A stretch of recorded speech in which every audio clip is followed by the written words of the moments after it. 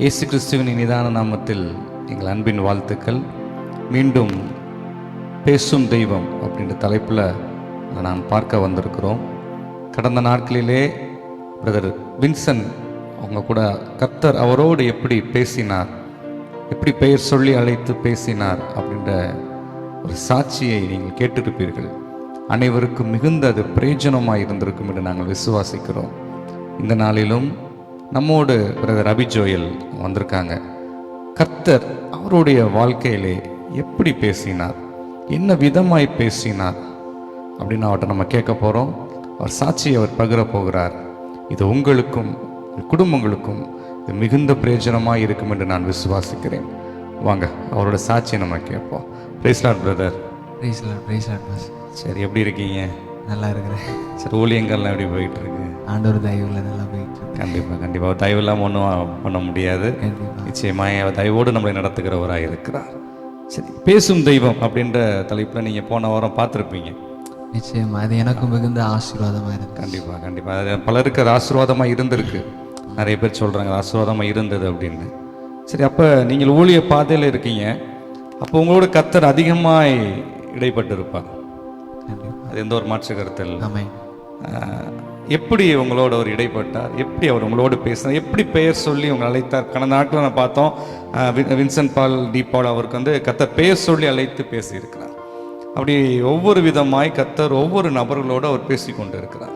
உங்களோடு அவர் எப்படி பேசினார் எங்களுக்காக சொல்லுங்களேன். அதாவது ஆண்டவர் எல்லாருமே ரெகுலராக இப்போ கிறிஸ்தவ வாழ்க்கையில் ஆண்டவர் நம்ம மத்தியில் எல்லார்ட்டையும் வார்த்தையின் மூலமாய் செய்தியின் மூலமாய் பேசுகிறார். ஆனால் எல்லாருக்கும் ஃபஸ்ட்டு ஒரு டச்சிங் பாயிண்ட் அப்படின்னு ஒன்று எல்லாருடைய வாழ்க்கையிலும் இருக்கும். முதல்ல ஆண்டவர் பேசுனது பார்த்தீங்க அப்படின்னா மோசையை குறித்து நாம் பார்க்கிறோம். மோசைகிட்ட ஆண்டவர் அழைக்கும் போது முட்செடியில் தோன்றி ஆண்டவர் பேசுகிறார். அதுதான் மோசையினுடைய வாழ்க்கையில் டேர்னிங் பாயிண்ட்டாக அமைஞ்சிச்சு. ஸோ அதே போல் என்னுடைய வாழ்க்கையிலே முதல் முறை ஆண்டவர் பேசி என்னுடைய வாழ்க்கையின் திருப்பு முனையாக இருந்த விஷயத்தை குறித்து நான் இன்னைக்கு ஷேர் பண்ணலான் இருக்கிறேன்.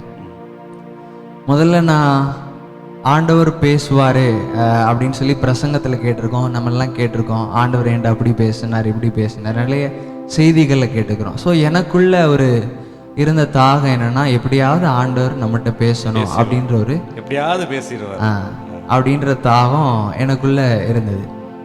எனக்கு இருக்கும் பொழுது முதல்ல ஆண்டவர் எனக்கு எப்படி உறுதிப்படுத்தினார்னா, எனக்கு இருக்கிற அனாயிட்டிங்கை உறுதிப்படுத்தி ஆண்டவர் பேசினார்.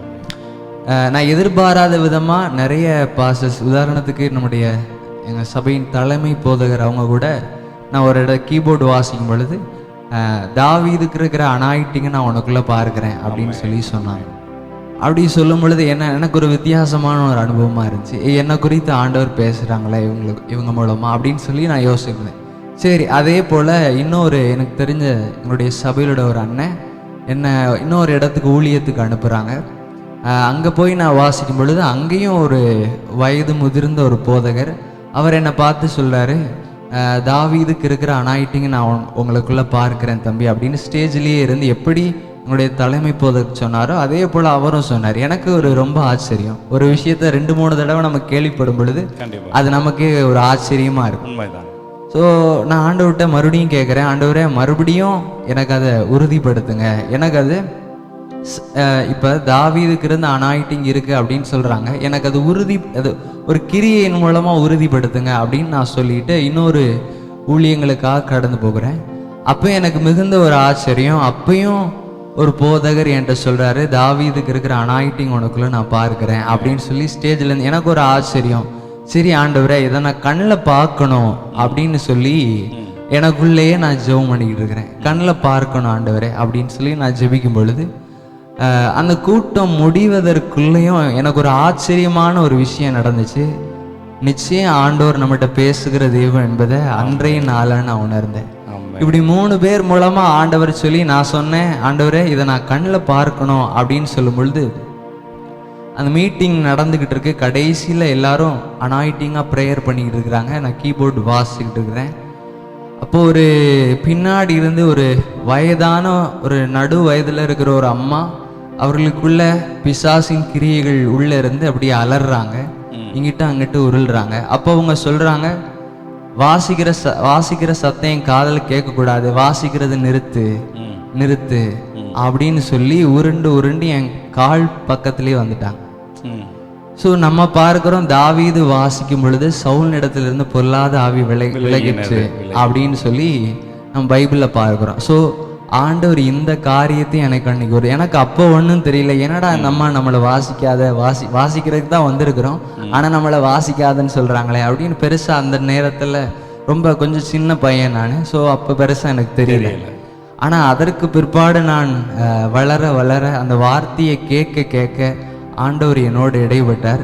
ஸோ அப்போ எனக்கு கொடுத்த அனாயிட்டிங்க ஆண்டவர் 3 போதகர்கள் மூலமாக உறுதிப்படுத்தி அதை என் கண்ணிலே காமித்ததை நான் பார்த்தேன். ஸோ இப்படி தான் ஆண்டவர் முதல் முறை என்கிட்ட பேசினார். அருமையாக சொன்னீங்க பிரதர். அப்போ ஒரு மனிதனை பெயர் சொல்லி அழைத்திருக்கிறார், உங்களை அபிஷேகித்து உங்களை அழைத்திருக்கிறார்.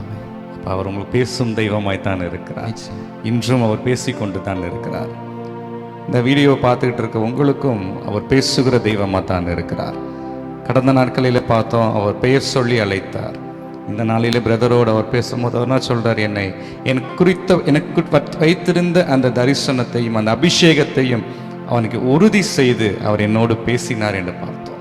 நிச்சயமாக அவர் பேசுகிற தெய்வமாய் இருக்கிறார். உங்கள் மேல் வைத்த அபிஷேகத்தையும் அவர் நிச்சயமாய் உறுதி செய்து அவர் உங்களோடு பேசுகிறவராய் இருக்கிறார். தொடர்ந்து பாருங்க, நிச்சயமாய் கர்த்தர் உங்களோடு பேசுவார், பெரிய காரியங்களை செய்வார், ஒரு நாளும் மறக்க மாட்டார், கைவிட மாட்டார். அவர் பேசுகிற தெய்வமாய் இருக்கிறார். ஆமென்.